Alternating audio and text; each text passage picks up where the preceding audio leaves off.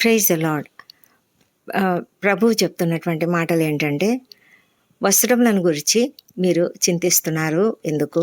అడవి పువ్వులు చూడండి ఎలాగో ఎదుగుచున్నావో, వాటిని చూస్తే అవి ఏమాత్రం కష్టపడవు, వడకవు.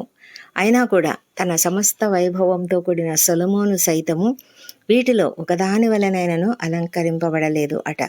అంటే ఎంత అద్భుతంగా దేవుడు వాటిని అలంకరించాడంటే, సొలొమోను వేసుకునే ఆ వస్త్రధారణ కంటే కూడా అంత అందముతో కూడినటువంటి అలంకరణ దేవుడు గడ్డి పువ్వులకు ఇచ్చాడు. ఎందుకు గడ్డి పువ్వులు అని దేవుడు అడవి పువ్వులు అని ఎందుకు అంటున్నాడంటే, అవి ఈ దినం ఉంటాయి, రేపటికి వాడిపోతాయి. ఈ దినము కొద్దిసేపు ఉంటాయి, ఆ తర్వాత వాడిపోయినప్పుడు వాటికి ఏ విలువ ఉండదు కదా. అయినప్పటికీ కూడా దేవుడు ప్రతి చిన్నదానికి కూడా అంత శ్రద్ధ, ప్రతి చిన్నదాని పట్ల కూడా అంత శ్రద్ధ చూపి వాటిని అంత అందంగా అలంకరించినటువంటి దేవుడు మరి మన గురించి ఎందుకు ఆలోచించాడు?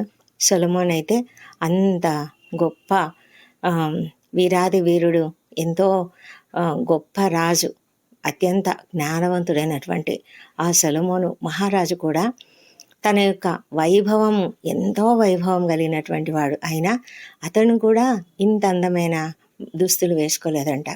మరి సొలొమోను కంటే కూడా దేవుడు గడ్డి పువ్వుల లాంటి ఆ చిన్న వాటి కొరకు, సృష్టి కొరకు దేవుడు ఎంత శ్రద్ధ చూపిస్తున్నాడు. మరి మనల్ని బట్టి దేవుడు శ్రద్ధ చూపించడా? మనము అవిశ్వాసంతో ఉన్నామా? ఒకసారి ఆలోచిద్దాం. ఈ దినం నాకు లేదు, ఇది లేదు, అది లేదు, నాకు బట్టలు లేవు, నాకు సరైన వస్త్రాలు లేవు అని మనము దిగులు పడవలసిన అవసరం లేదు.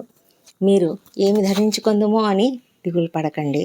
అయితే దేవుడు వాటిని ఇంత అద్భుతంగా అలంకరించిన దేవుడు మనకు పరినిశ్చయంగా వస్త్రములు ధరింపజేస్తాడు.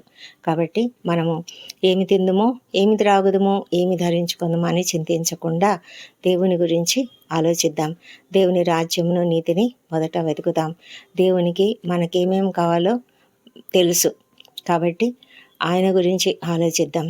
మన పరలోకపు తండ్రి మన గురించి ఆలోచించే దేవుడు, అద్భుతకరుడైనటువంటి దేవుడు, ఆశ్చర్యకరుడైనటువంటి దేవుడు, మనకు సమృద్ధిగా సమస్తమును అనుగ్రహించు దేవుడు.